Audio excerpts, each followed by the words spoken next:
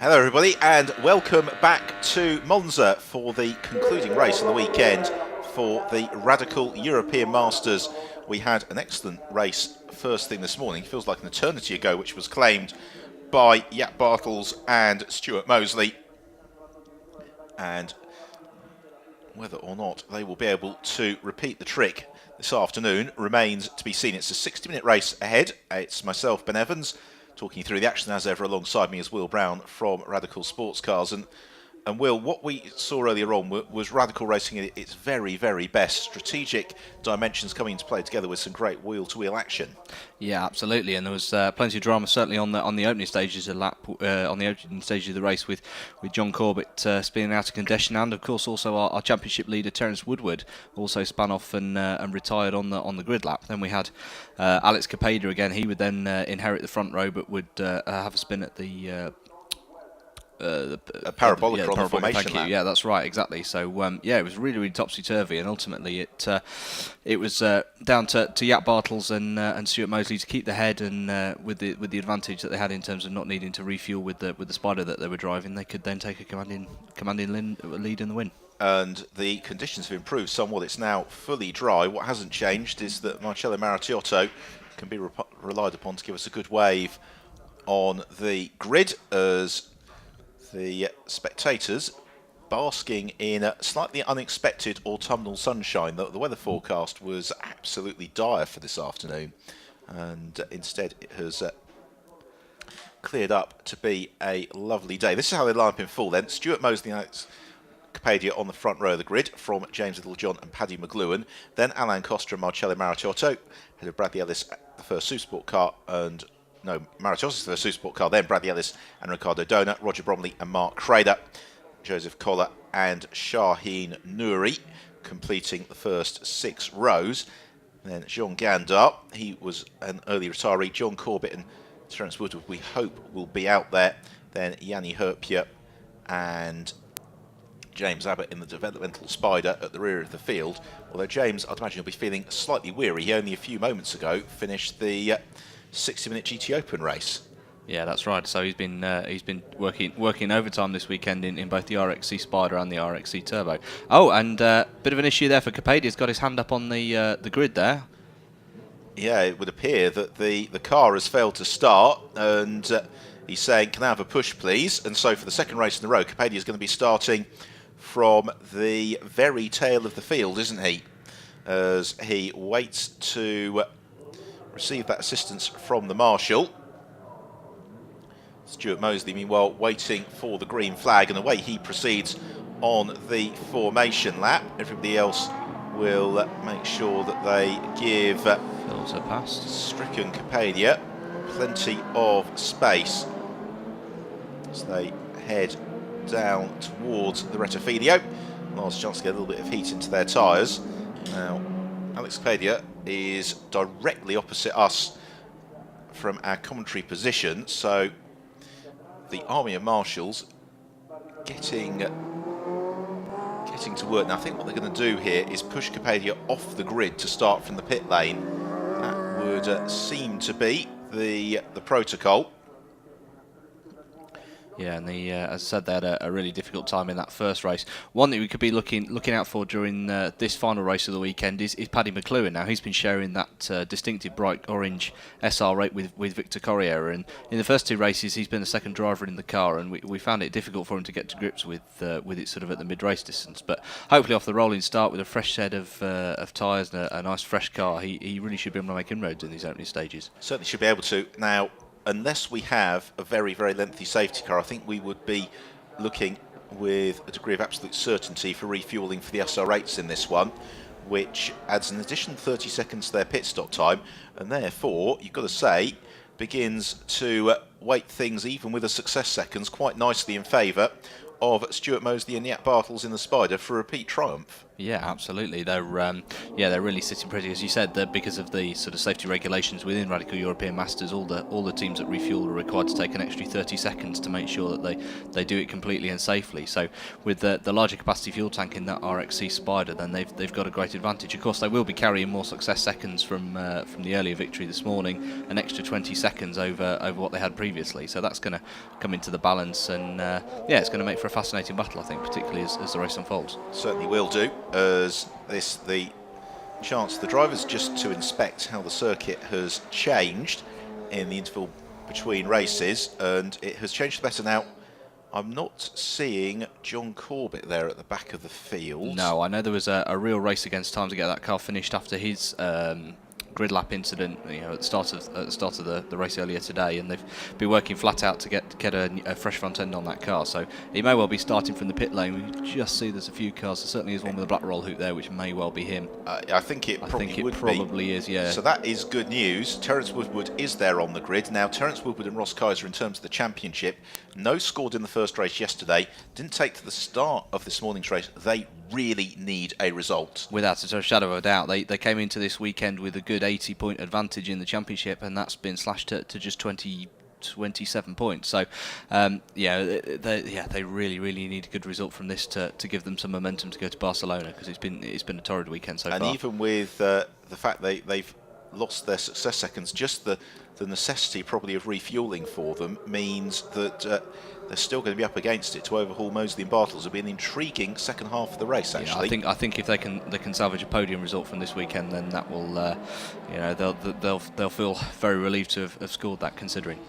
It's Stuart Moseley all alone on the front row of the grid, then, who is going to pace the field, ready for the start of the final race of the weekend here in Monza. The Radical European Masters. We wait for the red lights to flash, which they do now, and away we go.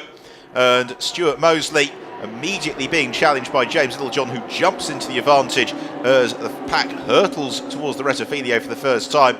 Paddy McLuhan mixing it right at the sharp end, deciding that he'll be quite content with slotting through in third, or will he? In fact, he looks to the inside of Stuart Moseley, can't quite make the move stick. Ricardo Dona has a big jump across the curbs. That squeezes out Marcello Maratteotto. Crader and Joseph Koller there as well, running side by side there, really brushed up tight on the exit of the Retofilio. Through Curva Grande, and already Littlejohn trying to stretch his legs. Paddy McLuhan rather fancies his chances for second place. He can't quite do it, but Stuart Moseley appeared to be running a little bit wide on the way into the chicane. We'll see how that's unfolded on the exit. Mark Crader and Joseph Koller still at it. Terence Woodward already up into fifth place, so it's been a great start to the race for Terence Woodward. John Corbett, that's Capadia from the very back of the grid, and James Abbott yet to make it through the first sector, which will be a little bit alarming for James, as Ricardo Dona has another huge grassy moment, only now rejoins. Here's our race leader, Littlejohn. Then McLuhan under pressure in second place, Alan Costa. Down in fourth is Stuart Moseley. He's got Woodward behind him. Then it's Bradley Ellis, who not unsurprisingly leads the Supersport runners in these early stages. Yeah, see Roger Bromley is there, just trying to keep up to the back of that leading pack of SR3s. But no, Costa again had another look there on the outside, on the exit from Ascari, but couldn't quite get close enough to the back of McLuhan for a podium challenge.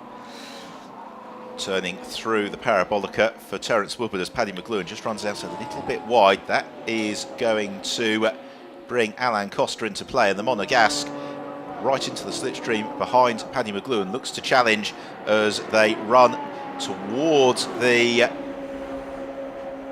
Retofilio, and in fact makes the move stick well in advance. Likewise, Terence Woodward already up clear of Stuart Moseley. Now they flick through the Retofilio. Costa up into second place, which is I think about as high as he's ever run on the road in his Radical career. So great to see Alain going so strongly early on. Now, I think in these early stages as well, I'm not too surprised to see Stuart sort of sitting around about fourth. Of course, he's going to be carrying quite a heavy fuel load. If the SR8s are forced to stop because they won't do the full distance, then I guess those teams have gambled and put a little bit less in at the beginning, whereas he'll be carrying that full fuel load for the whole race. So, perhaps a little bit of a steady away here by Stuart, knowing that the car's going to come back to him as we reach the midpoint. Alain Costa turns into the second Lesmo as he has got McLuhan bottled up behind him. That's going to give an advantage to Terence Woodward, probably to try and close in onto their tail. Little John, meanwhile, is 3.5 seconds clear at the front of the field. That's what he will want to do, is try and build as much as a buffer as possible before handing it over to Tony Wells. Now, I guess the exam question here for James Littlejohn is, given that the pit window, the last time that Littlejohn could peel into the pits is with 20 minutes left in the race, can he, in a 40-minute stint, build a 30-second lead over the Spider? Yeah, I think it's doable. If you look at his pace this morning, he certainly had the measure of that car, and as we've seen all weekend of all of the SR8s, that certainly looked the most stable, the most measured in terms of their steering inputs. They're certainly not overstressing the cars. So, compared to the other cars around you, not maybe so much the Spider, but certainly the other SR8s. I think they're going to have the best of the tyres of the bunch. And you can see the teams have radically adjusted the setup as well for this final race. The rear wing is about as low as it will go. We've got a warning flag for Paddy McLuhan. I think that's possibly because he has been flirting with the track limits at the Parabolica for a couple of laps in succession, and race direction have potentially run out of patience with that. Fastest lap of the race goes to James Littlejohn. He's now 6.3 seconds clear at the front of the field. You can certainly see that Terence is starting to close on to the back of McLuhan as well, as he's these various off-track excursions are really costing him here. Now this is a slightly invidious position, isn't it, for Terence Woodward? On a clear day, he would you'd pick him to probably have the legs on both Alain Costa and Paddy McLuhan, but he doesn't want to risk the car. He has to bring it home in the points. No, although of course they're not carrying any success seconds now because of the previous two DNFs. So. Yeah, it's that gamble. It is getting to that point in the championship now when you start to think about positions and bagging points rather than going for outright glory. But I'm not sure if I can see Terence and Ross doing that. But we're also looking at no success seconds either for Paddy McLuhan and Victor Correa, or a very, very select number, because they limped home, but well outside the top placings. Yes, I think they'll be carrying. They should have 10. I would think 10 seconds worth. So that is potentially a little bit of dynamic to watch. Yeah, it'll be another 10 seconds worth of success seconds, and then of course they need to refuel as well. Yeah, so I can imagine that Terence Woodward and Ross Kaiser playing the long game, and also there is a case that says they'll actually take a low podium finish if it means fewer success seconds going to the circuit to Catalunya. Yeah, I mean they've at the moment they're sitting with 244 points. There's some 80 points adrift of, as you say, of Kaiser and Woodward, but if that gives them something of a slingshot going into the final round, then that may well be a smart move. But also the same for Kaiser and Woodward. They don't need, there is an argument, isn't there, that there's actually second place with the accumulated success seconds might not be quite as valuable as a third, but that starts to make big assumptions about how the races will unfold in Barcelona. We don't know, particularly as it's late October, is will we have good weather? Will it be inclement weather? Because I suspect Circuit Catalunya, the SR8s will need to refuel there as well in a 60-minute race. Particularly with the very long start and finish straight that we have in Barcelona. For now, though, it's James Littlejohn who leads. He's 8 seconds clear of this fight, second place between Alain Costa, the black car, the orange machine of Paddy McLuhan. And then we have got Terence Woodward in fourth, just behind them in the black and blue entry, the white Spider of Stuart Mosley. And Alain Costa, one of a very select number of monogasque racing drivers. I think we've got Charles Leclerc in FAF3, formerly of Formula Renault 2 litres. Of course, Olivier Beretta, when he was in Formula 1, raced under the monogasque licence, Clivio Piccioni, but it's not a huge number of drivers. Just looking up to the front there, and Littlejohn again has set another fastest lap in that last lap, and yeah, again just crossing the line now at 1:49.232. So he continues to grow his advantage out at the front there, and this is looking really strong for that pairing that are recently back into Radical Masters now, 10.2 second advantage over the chasing pack. But yeah, great to have Wells and Littlejohn back in the field, and they've always been supremely quick in the SR8, and so it proves again here. I think they're being helped a little bit by the fact that Alain Costa is just driving a little bit defensively. He knows there's a good chance for an outright race podium on the cards here. Now, I just wonder about Terence Woodward's car, because he just seems a little bit hesitant on acceleration. Now, whether that's Terence just playing himself in gently, not risking the car in heavy acceleration zones, but he just seems to be missing a beat in comparison to Alain Costa and Paddy McLuhan when coming out some of the turns. Yeah, at the moment the sectors look pretty consistent. The second to fourth are all within 3 or 4 tenths of each other, so certainly Costa, McLuhan and Woodward are all identical first sector time. So it's looking like whatever interrupted him for a few moments there is proved to be short-lived.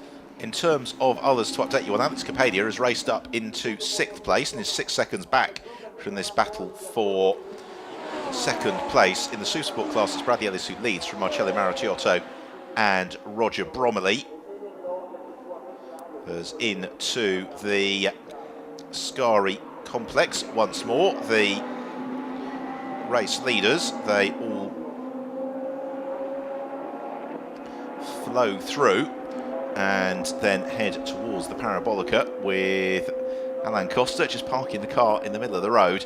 And this is really what being a racing driver is all about. A sunny afternoon at Monza, you couldn't ask for an awful lot more. No, and they've been waiting for it all weekend. As you said, the first race was pretty wet. The second race was drying. So it's great that they've really had 4 seasons in one weekend here. It's certainly a lot warmer now, and I'm sure they'll be relishing the conditions. Across the line, then we are almost 10 minutes into the race. We're on to lap 6. James Littlejohn, our race leader, is 12.5 seconds ahead of this fight for 2nd place. Alain Costa with Paddy McLuhan bottled up behind him. Then we have got Terence Woodward in 3rd. 4th is Stuart Mosley. They have got Alex Capadia, who just sets the fastest lap of the race, 1 minute 49.0, who is in 6th place, but only 4 seconds back from this scrap, and that will really put the cat amongst the pigeons somewhat. Through the chicane, and Terence Woodward just beginning to maybe want to get a bit more heavily involved in this fight for 2nd than he was previously. Possibly. Yeah, certainly coming under pressure from Capadia, isn't he now? The gap back to Capadia in 6th, just 4 seconds and closing. So yeah, he really needs to get a move on here and close up to this leading trio. Otherwise he's going to have his mirrors full of Capadia in just a few. See a brief mistake there by McLuhan as he slides, but it doesn't look like it's really cost him any time. No, the AstroTurf will have dried out a little bit through the afternoon. It was slippery as anything this morning and all the way through yesterday's racing. This is really nice defensive driving from Alain Costa as he makes sure that there's no way through for Paddy McLuhan into Scari, and then applies the right foot to the throttle, and that propels him along towards the Parabolica for the 6th time. Terence Woodward now just beginning to show himself a little bit more in Paddy McLuhan's mirrors, making sure that McLuhan is absolutely aware that he's there as they squirt out of the Parabolica along the grid hatchings and into another lap. Littlejohn's advantage now almost 15 seconds as Woodward's got a good run here on Paddy McLuhan in the tow, and Terence Woodward is looking to the inside of McLuhan and he's going to go through. He's got the inside and goes past. Lovely move that from Terence Woodward. McLuhan outbrakes himself and takes the escape road and then spins back onto the track. Fortunately gets the car brought to a halt, but I hope he's not lost the engine in that spin, but he did the right thing, not rolling into the oncoming traffic. Yeah, you saw that then as a brief lock up there by Terence on the inside left, and that caused McLuhan to bail out onto the escape road. A little bit over exuberant on the release. And now we're seeing this is Mosley coming in and increased pressure from Capadia. It's right on his tail on the exit from Variante Scari. I think they're going to be enjoying this. Stuart Mosley moves across every which way Alex Capadia looks. Stuart Mosley had his defensive move, came back and claimed the race line. Here's another look then at Paddy McLuhan's moment, and it was just accelerating to get back on track. He avoided the speed bump, maybe forgot the grass was still a bit slippery, and that bit and spun him around. And the result of all that is that Alain Costa has got momentary breathing space as they put a lap onto Shahi Nouri. There is Terence Woodward, who is now newly elevated into 3rd place. And then Stuart Mosley and Alex Capadia disputing 4th and 5th. The pit window opens when there are 40 minutes left in the race, and that's only 7 or so minutes time. Scapadia looks like the move on Stuart Mosley into the Parabolica, and he should go through here. Indeed he does. Great pass from Alex Scapadia.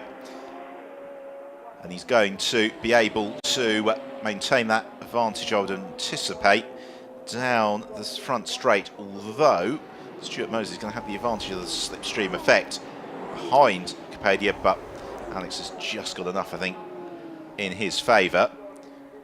Can't imagine that his teammate Terence Woodward's going to make life unduly difficult for him to squeeze past, particularly if Scapadia can actually get onto terms with Alain Costa and possibly back Costa back up towards Terence Woodward again. Yeah, and Scapadia in with Jeremy Ferguson this weekend. Very, very late call up for him. I think he only made his way out here on Thursday, only knew he was racing on Thursday. So, yeah, he was absolutely understandably delighted to be racing at this sort of cathedral of speed. It's part of the joy of motor racing, isn't it, to get that late call up occasionally to go and race at one of your dream circuits, and then for it to go really well. As Scapadia already has closed right up to the back of Terence Woodward.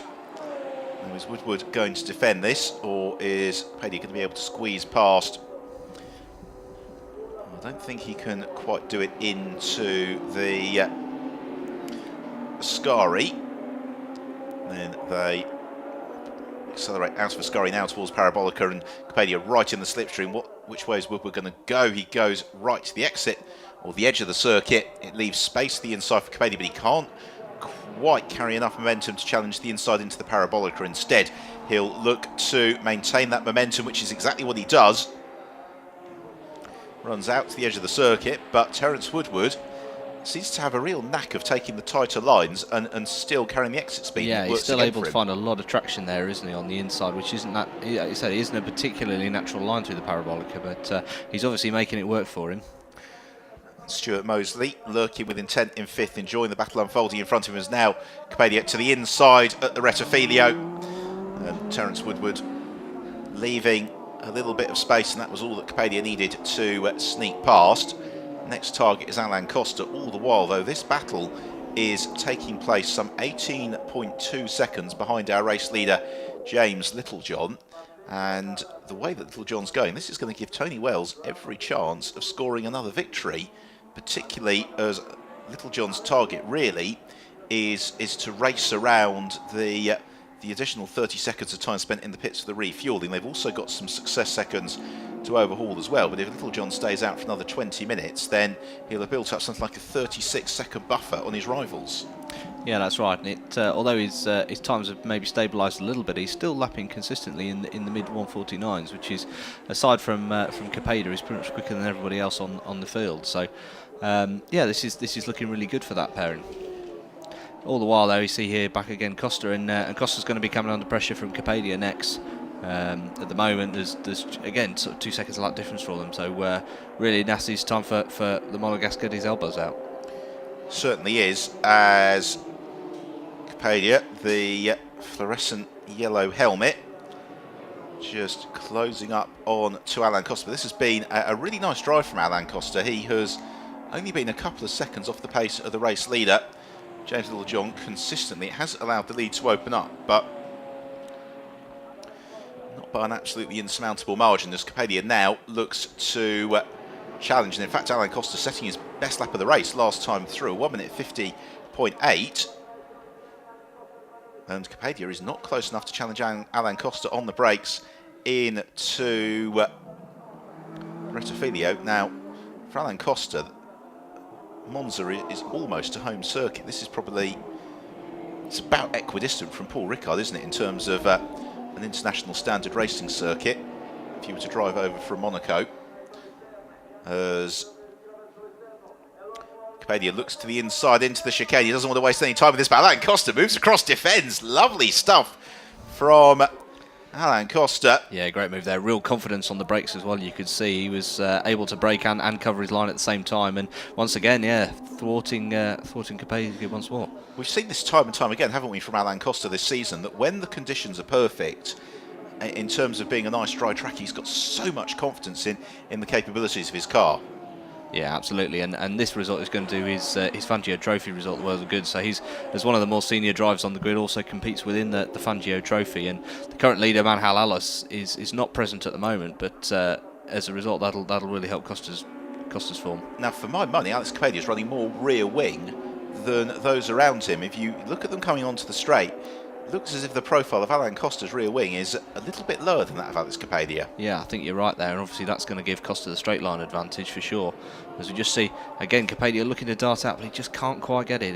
There's just not enough of a toe there for him to really make it stick. And once again, you see there Costa mirroring the move of Capaldi and covering his line excellently. But I think what this shows is that with that additional drag, it means that Capaldi can follow but can't necessarily pass on the straights, because he's right in the toe behind Alain Costa, but he's not got the momentum to pull out and slingshot past. This time around into the Rettifilio, Alain Costa covers the inside line. He might just outbrake himself, but he gets the car stopped in time to claim the apex. Capaldi looks for the switchback and now draws alongside as they accelerate towards Curva Grande, and only now do they switch places, and Alex Capaldi goes up in second place. Alain Costa drops to third. No, it certainly didn't make it easy though for him, though, did he? But yeah, in fact, he's looking for a switchback now. Is he going to make the move for return? No, thinks the better of it. So they flick through the chicane and continue on towards the Curva Grande. James Littlejohn leads by 21 seconds now over Alex Capaldi. That lead will probably remain reasonably static. The critical gap, though, is really the one to Stuart Mosley, because we know he won't have to refuel, and he's currently 23 seconds back from Littlejohn. Yeah, and at the moment, actually, he's just dropped off a little bit from Woodward as well. It looked like he was closing for a while, but already you can see on the screen that gap's got noticeably bigger from Woodward. So I'm just wondering if he's maybe overstretched his tyres a little bit, and he's just backed off to cool them off a little bit again. So as we hit 1/3 race distance, the pit window opens, and it is Littlejohn who leads. Now, in terms of those we can expect to peel in, we might see Terence Woodward ducking in on this occasion to pass over to Ross Kaiser, as a huge slide for Alain Costa as he came through the parabolica. And no, of course, Woodward won't come on this occasion, but it's now he goes past the pit window open board, and that is what is going to signal to Woodward that he can come in next time around. Yeah, so no doubt he'll be wanting to hand over as quick as he possibly can to Kaiser and give him the best possible chance. Of course, he'll also, the big challenge now is whether or not he'll get caught up with traffic, any bit of traffic for Kaiser, and this could all go horribly wrong. Meanwhile, already in and amongst the Super Sports is James Littlejohn. He puts a lap on Ricardo Dona. The Super Sport order, by the way, is Bradley Ellis from Marcello Maritiotto, then Ricardo Dona and Roger Bromley. Capaldi is up close behind Mark Crader and Joseph Collar. They are currently battling over 15th and 16th place. They've got Yanni Herp here as well, who is not too far up ahead on the road either. So there is an awful lot of traffic to deal with for Capaldi. It means that he's able to put a little bit of daylight between himself and Alain Costa, and Costa possibly making heavy weather of the lappery of Mark Crader here. I think both Crader and Collar were of the view, well, we'll stick to our racing line through the corners. The SRX will be quick enough to have us on the straights, and that is more or less exactly how it works out. Yeah, and likewise, you see Terence just luckily catching that at the right time in the middle of the straight before he had to brake for Ascari. So looks like he certainly had an easier transition through all those cars than Costa for sure. And running a little bit wide, possibly on the exit of Ascari, that was Mark Crader, and that's Stuart Mosley, who is looking to carve his way through. James Littlejohn, by the way, has already been and gone past our commentary box, which shows just what an extensive lead he has been able to generate. Now, are we going to see anybody towards the pits on this occasion? Yes, Terence Woodward is in to hand over to Ross Kaiser. Notwithstanding anything else, this has been a fairly frustrating weekend for Ross Kaiser, because he's not really had much seat time. He got about a lap yesterday before the car hit trouble. He didn't get to drive at all this morning. Oh, and it looks like they're not going to refuel. Oh, no, they're sure enough. Yep, there's the team ready to go. The mechanic was camouflaged against the spare tyres.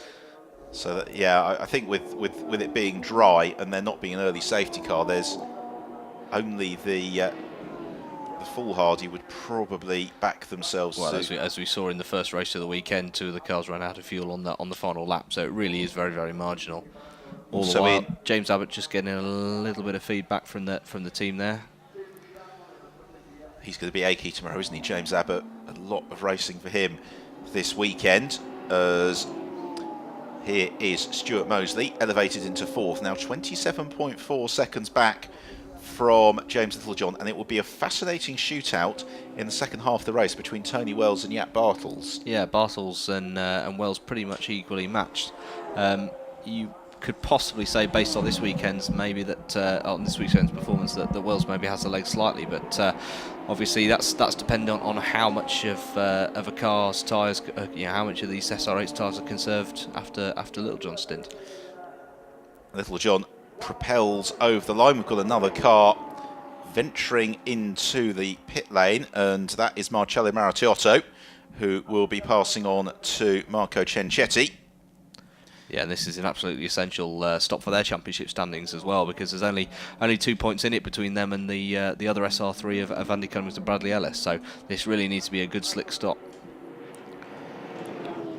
Well, they're not in any hurry. I think they've got quite a few success seconds to play with, and you certainly can't win the race in the pits in the Radical European Masters, but you can more than lose it, and that is what they will be avoiding doing. James Littlejohn actually giving away a little bit of time to Alex Capadia last time, to the tune of 0.4 of a second, but Littlejohn, I doubt, will be overly worried by that. Stuart Mosley came across the line, now 29.7 seconds behind Littlejohn, and the reason why we keep telling you about that gap is that Stuart Mosley won't have to refuel, and therefore essentially now Littlejohn is racing through the deficit in success seconds between himself and Wells and Mosley and Bartels. Yeah, so he really needs to make hay now, really, if anything. And he's lapping consistently around about the 149 mark. But it really is. Now's the time he needs to attack, and it's going to get tricky because he'll be coming up against cars that are coming back onto the track after their pit stops, and will be out of position and ultimately in his way. Into the pit lane for Ricardo Dona. He is completing the whole distance single-handedly. I doubt we'll be seeing Littlejohn coming in on this occasion, because whilst most of the teams set out with the intention of going 50-50 on track time, as soon as they get a sniff of a race win, that's when the strategy really starts to have a bit of an impact.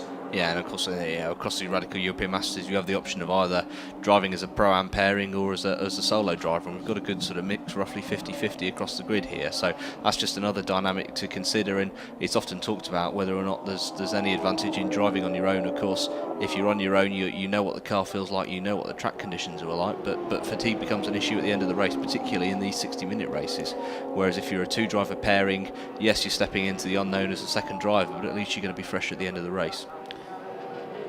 Carving past Bradley Ellis, there is James Littlejohn. Ellis well in command of the Supersport class, but again he needs to be, because then Andy Cummings is going to have to withstand everything that Marco Cencetti can throw at him in the second half of the race. Speaking of which, we're approaching half race distance. The order is James Littlejohn is our race leader, second place is Alex Capadia, third Alain Costa, fourth is Stuart Mosley, fifth is Paddy McLuhan, sixth is John Corbett, seventh Jean Gandar, 8th, and the top Supersport runner is Bradley Ellis. 9th is Ross Kaiser, having pitted, and 10th is Yanni Herpia, currently second amongst the Supersport class, really as a result of not having had his pit stop. Now into the pits comes Paddy McLuhan. Brief issue there with just releasing his radio cable, but looks like he was able to get away fairly cleanly. And also the Czech driver pairing as well, making their switch a chance to admire the livery on their car. Meanwhile, Littlejohn, his lead over Stuart Mosley last time was 32.5 seconds. And he is, of course, going to go into at least another lap. Into the pits goes Jean Gandar.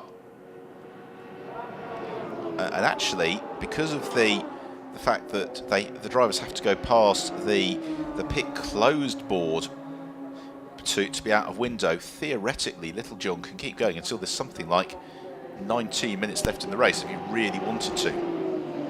Yeah, that's right. And I said, yeah, I wouldn't at all be surprised, just as they did earlier in this weekend, hang it out until the last possible opportunity. And Wells has proven that he's really good at managing the pace, and again, his driving style is very similar to Littlejohn's, and they've really been super smooth all weekend, and that ultimately is the way to go fastest in these SR8s. Certainly is. Littlejohn flicking through the chicane. Such a lovely, picturesque circuit, Monza. If you ever get the chance, do pay a visit, and it doesn't have to be for the Grand Prix. A weekend of international motorsport that we've had this weekend is the perfect opportunity to find a cheap flight and treat yourself to a weekend in Milan and come and watch the racing at Monza. Yeah, so looking last time out, Stuart Mosley's deficit to Littlejohn's now 34.3 seconds, so it's very slightly extended, but as we just see, that's Yanni Herpjeper just coming in for his pit stop and a quick drink there as well. He proves the racing adage to finish first. First you've got to be finish, as he gets a new drinks bottle plugged in. Meanwhile, here was Littlejohn. Meanwhile, James Winslow about to take over from John Corbett in the Jack White Racing Radical. I can only hope they've got 7 staff, so they're a 7-staff army, but that would be too symmetrical, as across the line again comes Littlejohn. That's now 16 laps completed. We're still not quite yet at half race distance, and Littlejohn, having had that initial barrage being thrown at him by Alex Capadia, is now responding by just beginning to outpace Capadia. But again, for Capadia, the critical factor is really the gap he's going to give Jeremy Ferguson via Jack Bartels, who will take over from Stuart Mosley, but also Alain Costa as well. Capadia's almost 9 seconds clear of Alain Costa. Stuart Mosley crosses the line 37 seconds back now from James Littlejohn, and 15 seconds back from Capadia. Just seeing this, yeah, and you can see already the other thing they're going to have to contend with now is you can just start to see that as the sun starts to go down, that the shadow is really going to become a bit of a thing, a bit of an issue here. The guys' transition between light and shade just adds another unique dimension to the Monza circuit. Particularly as the track really does cut its way through a tunnel of trees, because what you probably don't appreciate watching the races on the television or on your laptop or other mobile streaming device is that this circuit is set in a park, and that as soon as you get outside the circuit gates you'll find joggers and cyclists and people playing football, and as much as possible the park has remained unspoilt with the ribbon of asphalt flowing through it for this Monza circuit. As now another good lap this from Littlejohn as he breaks the timing beam. 1:49.039. That is his personal best lap of the race, and it's this metronomic consistency really from Littlejohn which has been so impressive. Yeah, and he's not just, as you say, he's not put a foot wrong really. You can see every single lap he's hitting the right apex points, and just seems to be so completely rock steady and so confident in the car's abilities and exactly where he's placing it. And at the end of the day, that not only is it going to be fast, but it'll also mean that he can get to the end of the line and hand over to Wells with a really good fresh car. As now we see this is Capadia coming in to hand over to Jeremy Ferguson. Yeah, so Alex Capadia hops out, Jeremy Ferguson take over. Capadia probably just whisper a word to Ferguson, maybe explain what happened on the grid with the engine going away, because that might be the concern for them actually, is getting the car fired up again from the pit stop. If it was something other than just a momentary lapse of concentration on the grid which caused the engine to go. Meanwhile, this, as I said, just off screen now, and now we're seeing it. This is now the pit stop for Jack Bartels to hand over to take over from Stuart Mosley. So that's a 48-second advantage for James Littlejohn. This could really be in the bag for that pairing. Could be absolutely fascinating as Bartels gets strapped in and plugged in by Stuart Mosley. Littlejohn, if he wants it, has probably got the luxury of 3 more laps before handing over to Tony Wells. He is one of only a handful of drivers yet to make their pit stops. Alain Costa also hasn't pitted in, and nor has Bradley Ellis, but it's probably not a surprise that Bradley is going to stay out as long as possible, particularly given the tightness of the championship fight between Ellis and Cummings, and then Marcello Marasciotto and Marco Cencetti. No, undoubtedly, and Bradley, of course, a former British GT champion, FIA GT3 race winner as well, a very, very experienced sports and GT racer, and the Supreme Racing squad will want to give themselves every opportunity to try and consolidate that hopefully that lead in the championship if they can regain it here. Little John, another improved lap time. In fact, the fastest lap of the race, so 1 minute 48.720, and he is really enjoying himself now that the fuel load is making the car feel very, very light. And that's, again, possibly advantage Little John and Wells versus Bartels and Mosley, is that, as you were saying at the start of the race, Will, Stuart Mosley grappling with a very heavy fuel load, whereas Little John, with a light tank now, has got the opportunity to bang in a couple of qualifying laps.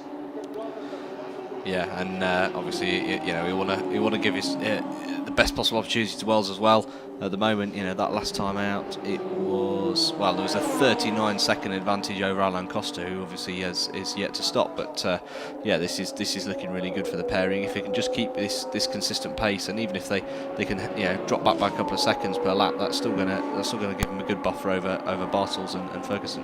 Certainly will, as out of Ascari. 25 minutes left on the clock for our race leader James Littlejohn. Of those that have pitted in, it is Jeremy Ferguson who is at the head of the queue. He is 18 seconds up on Jaap Bartels, and Bartels in turn has got a reasonably chunky advantage over Ross Kaiser, but actually I think it's going to be the next lap where that's possibly going to work itself through, and we'll understand that true order. Little John still has 5 minutes of the pit window open to him. I suspect he'll do this lap and probably one more.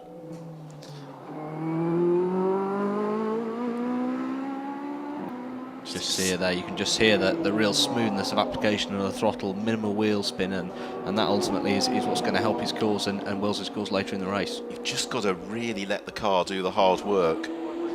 Particularly cars like these Radical SR3s and SR8s, which are aero heavy, which do give you a huge amount of aerodynamic grip, and there's a real knack to getting them to work, because when you've got the benefit of a lot of downforce, you have all the grip in the world, and so you have none at all, and that razor's edge between the two is very smooth, and you want to be just the right side of it, where you're not moving the car excessively, as Alain Costa decides to duck in. And yes, it's Ross Kaiser, in fact, who is at the head of the queue of those that have had their pit stops. And Kaiser is lapping at not dissimilar pace to that of James Littlejohn. Ross Kaiser is going to have a similarly lengthy 40-minute or so stint, isn't he? So might well give Kaiser and Woodward the chance to certainly challenge for the podium, if not a little bit better, because Ross Kaiser has emerged, or would seem to be, about 13 seconds up on Jaap Bartels, so he's been able to come through the pit sequence, even with the refuelling, and come out ahead of Bartels. Yeah, so this does throw things slightly on its head. I can't see Bartels being able to contend with Ross, but it just really depends on whether or not Alain comes out now, and that gives sufficient buffer, and he can hold up Ross, and obviously that'll help Wells' cause no end. Oh, see another puff of smoke there by Shaheen Noor as he locks up a rear wheel. Yeah, Shaheen Nouri not having the greatest weekend, unfortunately, as he moves smartly aside, allows John through. So there is James Abbott, the invitation class car. James currently in about 10th place, and behind him on the road here is Ross Kaiser. Of those that have pitted, he is the foremost, and that would be really quite something for Ross Kaiser and Terence Woodward to snatch a victory from what's been a pretty disappointing weekend. Yeah, I think they'd be very grateful for that, given the DNF in race 1 and race 2. They need everything they can going into the final round. They were leading the championship overall, not just in the Masters class for the SR8s and the Spiders coming into this weekend, and so far it's been pretty torrid. So yeah, they'll they should, justifiably be delighted if they can take at least a podium here, and even better if it's a win. Ross Kaiser's advantage over Jack Bartels has gone out to 18 seconds, and I don't think Ross is under any threat of being caught by any of those behind. James Winslow, the only other driver who is getting close to his pace. Actually, the same for Victor Carrere, but they are both a long, long way back as a result of refuelling and success seconds and the like. So for Ross Kaiser, he is heading through Ascari. Now, is Little John going to duck to the pits on this occasion? No, he's not. He is going to leave it to the very, very last instant of the pit window. He goes past. I think that was just a brief raise of the hand there to acknowledge that, yes, he will indeed have to stop on the next lap. Well, we saw in the International GT Open race earlier this afternoon the penalties of missing out. Big slide there. Ross Kaiser really pushing hard to try and catch up with this leading pack and running right out onto the end side of the parabolica there. Yeah, what Little John's got to be careful to do is not get too sucked into his rhythm, to make sure he can step out of it and head towards the pits. And then essentially it's going to be a race between Ross Kaiser on the track and the static car of Tony Wells in the pit lane. It also will then really depend on the sort of pace that Wells can run at once he does emerge from the pits. Yeah, we're just seeing, as you say, it looks like that Kaiser's already effectively through track position being able to displace Costa, so he's already up into second, and yeah, it's going to be a straight fight between these two guys as the checkered flag approaches. I think it's going to be actually very, very tight just on emerging from the pits between Kaiser and Wells by the time success seconds have been taken into account. Yeah, undoubtedly, and Terence Woodward keeping calm early on, but Kaiser again sliding the car, and you don't necessarily want to see it moving that much with still a third of the race remaining, because that's what we have got left, as you certainly don't want to see that. Well held James Winslow. Just wonder if there was just the briefest bit of contact there between Mariotoso and Winslow there into the braking zone. As now into the parabolica, James Littlejohn has to pit in on this occasion. Will he remember to do so? Yes, he will. He pulls across and runs into the pits with 19 minutes and 50 seconds left on the clock. But don't forget, he has to go past the pit lane closed board on the track to acknowledge that the pit window is closed. So this is a perfectly legal pit stop. Yeah, and a job well done for Littlejohn. I think he should be very pleased with his performance this weekend. Certainly should be. What it also means is that Tony Wells will get a good top up of fuel, but actually he will have a slightly lighter fuel load into last phase of the race. So they don't need to fill the car quite to the brim. And we've got waved yellow flags, and that is Jean Gandar over at the Rettifinio, who has seems to have beached himself on the entry there. Just see a replay there of him losing the rear end, just trying to correct it, but ultimately in vain as the car spins around and parks itself just on the apex on the entry. So most unusual spin really for Jean Gandar. Yeah, slightly unusual place for the car to end up. But, hopefully he won't have lost the engine and will be able to get back up to speed pretty promptly. So now Ross Kaiser, who we're watching on track, turning through the Lesmo sequence of turns, is racing the static car of Tony Wells that we are watching for in the pit lane. At the moment there has been no sign of Wells venturing onwards, but it's going to feel like an eternally long pit stop for Tony. There's also a little bit of traffic for Ross Kaiser to contend with. James Abbott, who is lapping very strongly in the invitation class Spider, also Shaheen Nouri as well. Now this is the point, if you're fans of Tony Wells, that you'd like me to be reporting that he's coming down the pit lane, and I can't do that for you at the moment. Still watching out of the window as turning into the parabolica is Ross Kaiser, and this is beginning to look very, very good for Ross Kaiser as now Wells heads down the pit lane.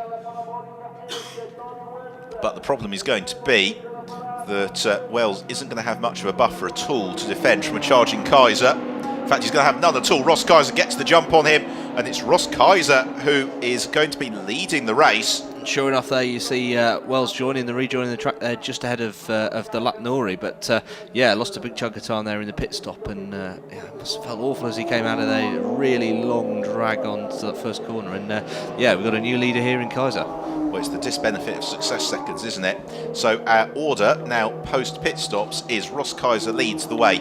Second place is Alain Costa. Third, or rather, second place is Tony Wells. Third is Alain Costa. Fourth is Jack Bartels. Fifth, Jeremy Ferguson. Sixth is Victor Correa. And then in seventh, it is going to be James Winslow. We have still got Andy Cummings that we're waiting to see emerging from the pit lane. He has, I've just seen off camera that, yeah, he has indeed just emerged from the pit lane. So he'll be dropping in round about 8th position, I think, yes. I think the key is whether or not Cummings is going to have a decent lead over Marco Cincetti in the Supersport class battle. So as we head towards the final quarter of the race, there is still plenty to watch for, but at the moment the leading positions are looking relatively secure, with Ross Kaiser already pulling away from Tony Wells. Wells in turn under no threat from Alain Costa, and Jack Bartels actually not catching Costa either. Jack Bartels is being caught by Jeremy Ferguson in the fight for 4th and 5th. Yeah, just over a quarter of the race left to go, and Kaiser's just banged in the fastest lap of the race with a one. Well, that last lap actually was slightly slower, but a 1:48.556 on last lap. So he's really put the hammer down, and if there's anybody that can maintain a pace on worn tyres, then he's one of the guys that can do it. He's, you know, very, very experienced Radical racer, worked his way up through the Radical Bi-Dual Road Cup, the Pro Sport before that. He's had a huge amount of experience in a wide range of Radical models, and you know, he really knows how to make the best of a car that's possibly just slightly past its best in terms of tyres, brakes. But also, Terence Wood was driving well within that car in the early stage of the race. We were noticing how he maybe wasn't quite as sprightly out of some of the chicanes, and what that means is that Ross Kaiser has inherited a very nicely sorted piece of kit. His lead over Tony Wells is some 11 seconds. Alain Costa in third, 23 seconds back. Jack Bartels in fourth, and then Victor Correa in sixth. He'll fancy his chances about possibly making a little bit of ground on both Jeremy Ferguson and Jack Bartels. It'll be interesting to see Tony's relative pace over these opening couple of laps as well, because Costa's kept a pretty good pace. He's still in the mid 151s, and with 15 minutes remaining and a 13-second gap between the pair of them, it's not beyond Costa's reach to perhaps reel him back in as well. A little bit of flapping trim on Jack Bartels' car. Now, the other battle to just keep an eye on is in the Supersport class. Andy Cummings leads Marco Cincetti by 22.6 seconds. Now, that could be really interesting if Cincetti gets his head down. Third amongst Supersport runners is Roger Bromley, but he has got Ricardo Dona closing up onto him. And this is the battle for 4th and 5th place. Jack Bartels from Jeremy Ferguson. Just wonder if the black and orange flag might be dispatched in Jack Bartels' direction, just to put a little bit of remedial masking tape on that car. Yeah, you can see already it's had some tape to hold it in place, but obviously that's broken loose, and the high-speed vibration there is going to make things incredibly difficult for. Yeah, you can see he's pulled over. I think he's aware of the limitations of that. He's not going to make the car feel very nice, particularly in the braking zone as that front wing vibrates up and down. Yeah, well, when the Beach Boys wrote Good Vibrations, it wasn't about Radical European Masters racing. And that isn't a good vibration for Jack Bartels, who indeed does receive the black and orange flag and has already elected to take himself into the pits just to get that nose cone re-secured as he rolls down the pit lane. It promotes Jeremy Ferguson to 4th. It's going to promote Victor Correa up into 5th. What I'm really intrigued about here is the relative pace of Andy Cummings and Marco Cincetti. Cummings has just come past us with a 2 minutes 2.8.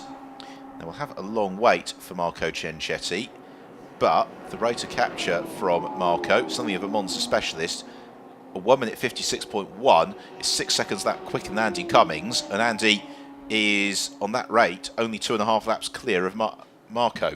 Yeah, and I'm just looking up at the head again here. So Wells did a 152.9 on that last lap with a 151.5 for Costa. So that's now been cut to 11.4 seconds with 12.5 minutes remaining. So there are a few battles then which could be resolved, but the one for the lead is looking very unlikely to change. Ross Kaiser and Terence Woodward are out front now for the championship. This is exactly what they need. So it's a triple header at the Circuit de Catalunya on the 31st of October, 1st of November. And if things stay as they are, then Woodward and Kaiser will be heading in with a good degree of success seconds. Now, what's the smart money at Circuit de Catalunya, Will, on refuelling over the race duration? I would think almost certainly, because there's several very hard acceleration. It's still a very high speed circuit, and there are several areas of high speed acceleration, hard acceleration. You've got that long drag uphill through the complex after the first chicane. So yeah, I would think almost certainly the SR8s will be refueling at Barcelona, which could make things very interesting with Stuart Mosley and Jaap Bartels in the title fight. And this, though, into the pit lane for Jaap Bartels is not what they needed. I'd imagine that unless that vibration has done some damage to the internal suspension, it shouldn't have done, that they'll send Jaap Bartels out come what may to make sure he at least scores some points, even if it's probably going to be for 7th in class.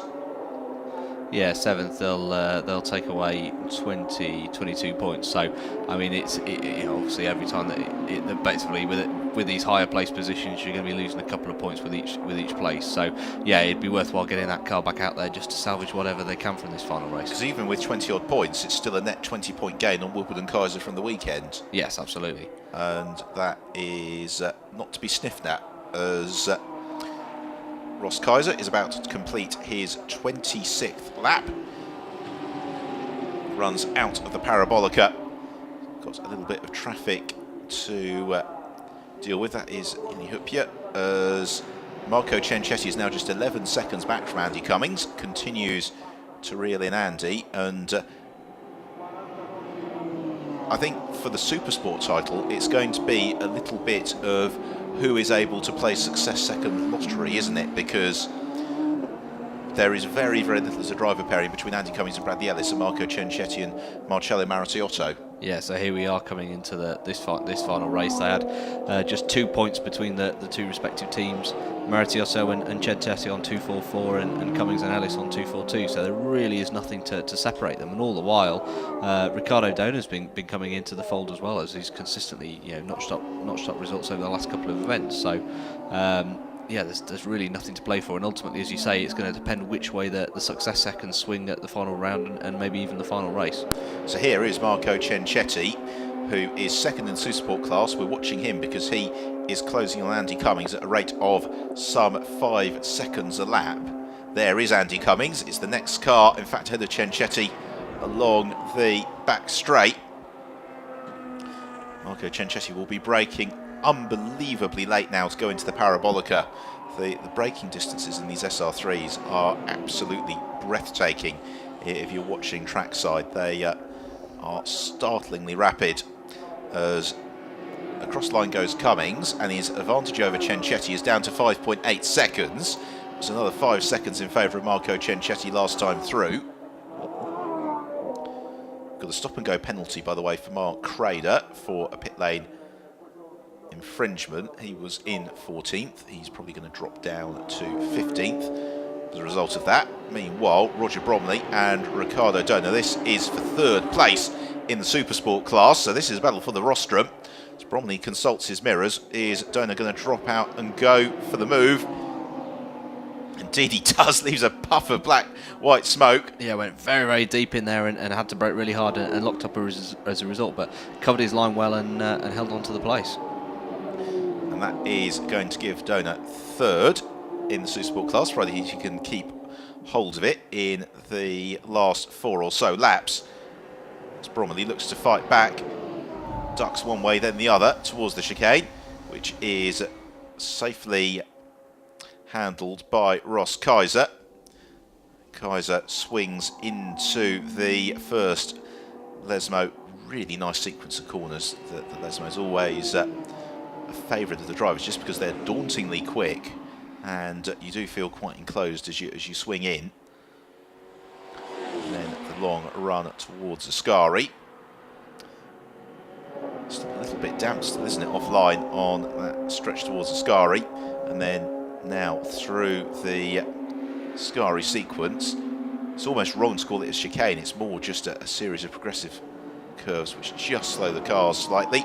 Here is Alain Costa in third place, and Costa has got Jack Bartels behind him, but Bartels has been sent back from the pits. Costa, meanwhile, 19 seconds clear of Jeremy Ferguson.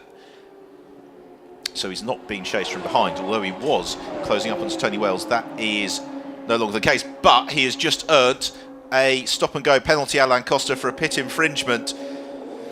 So Alain Costa's excellent race, unfortunately, is not going to be rewarded with a podium. It would seem as if Jeremy Ferguson and Alex Capadia are going to be promoted back to the rostrum, although Ferguson is being caught by Victor Correa.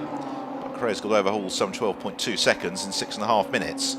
Yeah, that's right. It looks like an 8-second stop-go pit infringement for Alain Costa there. So great shame, but that ultimately looks like it's going to promote Ferguson and Capadia onto the rostrum.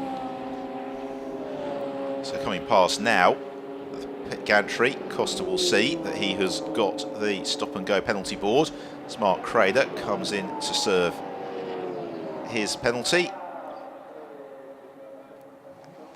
6 seconds feels a very, very long time if you're sitting still in the heat of a motor race. And Crader gets back underway.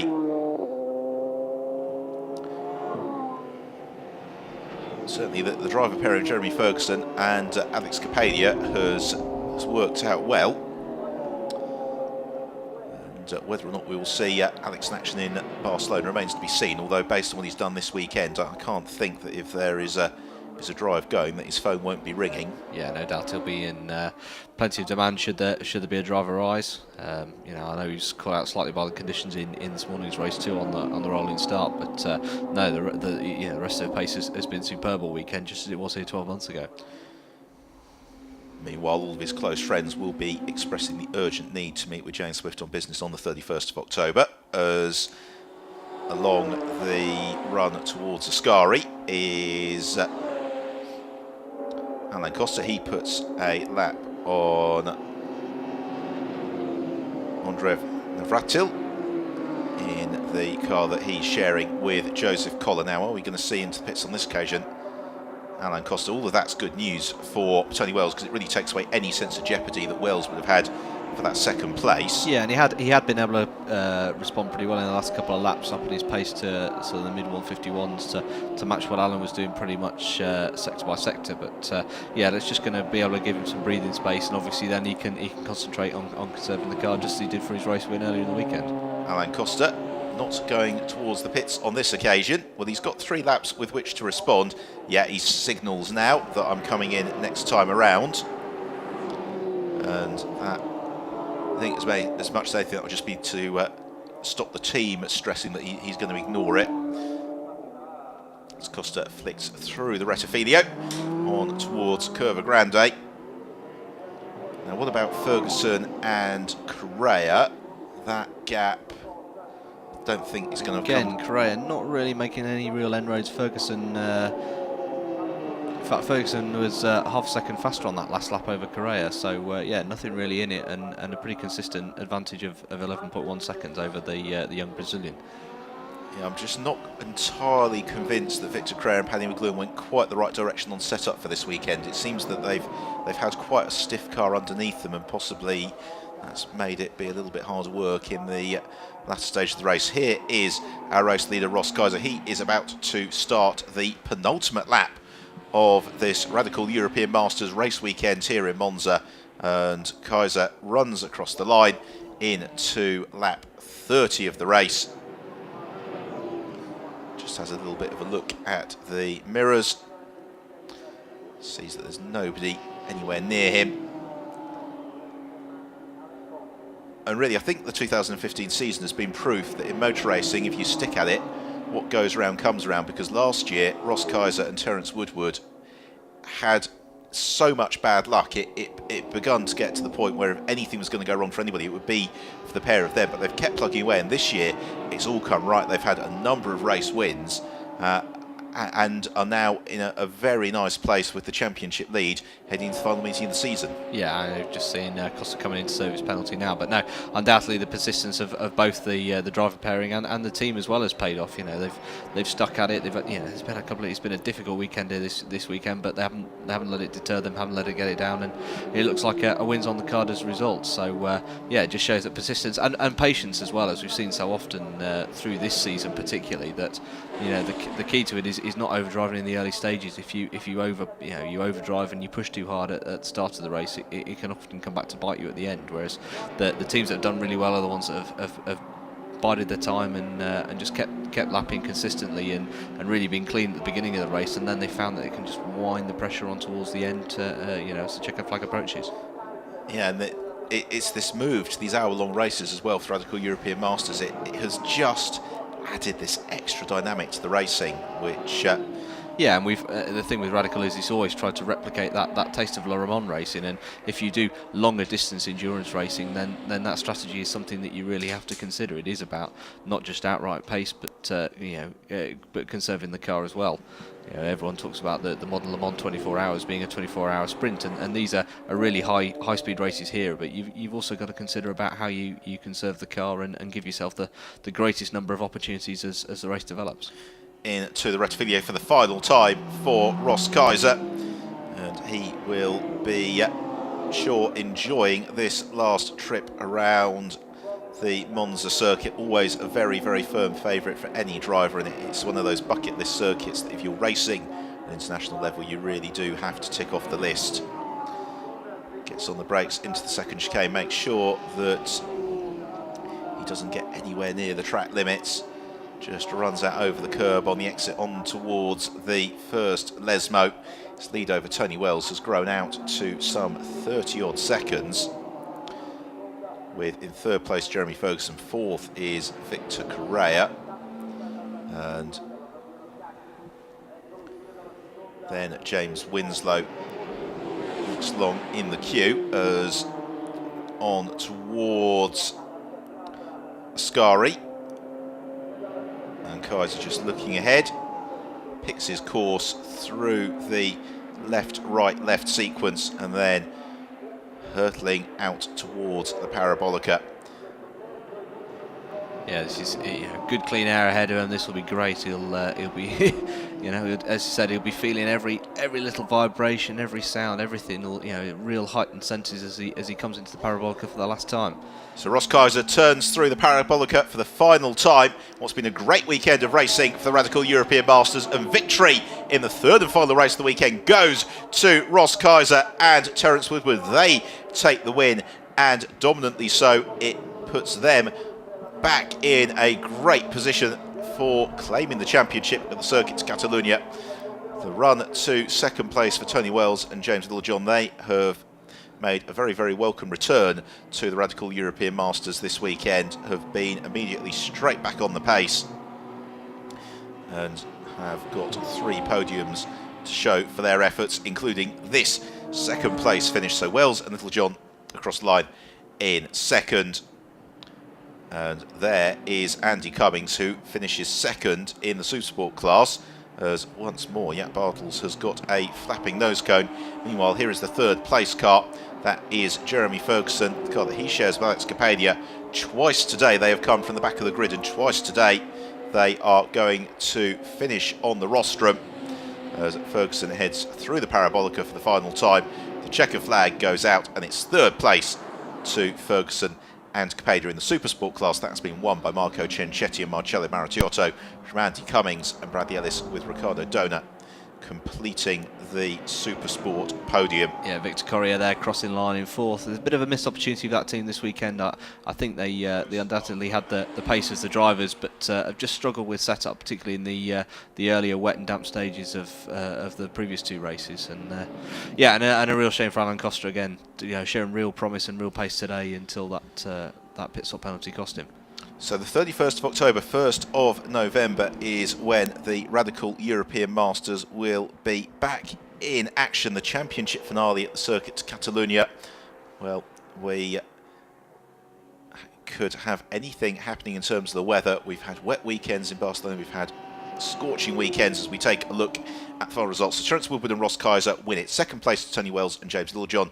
Third, Alex Capadia and Jeremy Ferguson. Fourth to Victor Crerar and Paddy McLuhan. Fifth, Alan Costa. Sixth, James Winslow and John Corbett. Seventh, James Abbott. Eighth, Jack Bartels and Stuart Mosley. Ninth, Marcello Maritotto and Marco Cencetti. They win the Supersport class from Andy Cummings and Bradley Ellis. Ricardo Dona, third in the class from Roger Bromley, Yanni Herplier, and then Andrei Navratil and Joseph Collar in 14th place. And Mark Crader, a stop-and-go penalty, Shaheen Nouri and Jean Gandar, a more challenging afternoon. So we will see you at the Circuit to Catalunya in Barcelona in a few weeks' time as we get to the finale of the Radical European Masters for 2015. It's going to be a triple header once more, but certainly for Ross Kaiser and Terence Woodward, this afternoon's win will give them every chance to look forward to the event in Spain. Yeah, this is just the impetus they need to finish off the season on a high and hopefully bounce back to their glory days. Of course, former both European and UK Radical champions in the SR8, and they'll be looking to get back to repeat to form. Okay, I'll close after highlights. So, Woodward and Kaiser debriefed to the 360 Racing team as we take a look back at the highlights of the race. And off the line, Stuart Mosley from the front row was jumped by James Littlejohn heading down towards the Rettifilio for the first time, and thereafter Littlejohn set about trying to build as big a buffer as possible as behind Mark Crader and Joseph Collar got into the thick of the action. There was a great scrap for second place. Alan Costa, Paddy McLuhan and Terence Woodward. McLuhan, though, overcooking it through the Rettifilio, running wide and spinning out on the exit of the Rettifilio. That allowed Terence Woodward to carve through as from the back of the field. Starting from the pit lane, Alex Capadia was also racing himself into contention. Capadia, first of all, being able to dart to the inside of Stuart Mosley for continuing to pick his way up into second place, and then off into pursuit of James Littlejohn. As ever, the mid-race pit stops turn things on their head, but it got a little bit close between Nenny Herpier and James Winslow. Jean Gandar, another driver in the wars, that spin into the Rettifilio, unfortunately putting him out of the race. Jack Bartels, with some flapping bodywork, had to concede to Jeremy Ferguson what would eventually been third place, but it was a win for Ross Kaiser and Terence Woodward. They head the championship standings heading to the Circuit to Catalunya. Tony Wells and James Littlejohn were second. Jeremy Ferguson and Alex Capadia completing the podium, with Marco Cencetti and Andy Cummings winning the Supersport class. Well, that's it from Monza this weekend. So from Will Brown and myself, Ben Evans, thank you very much for your company, and we'll see you in Barcelona.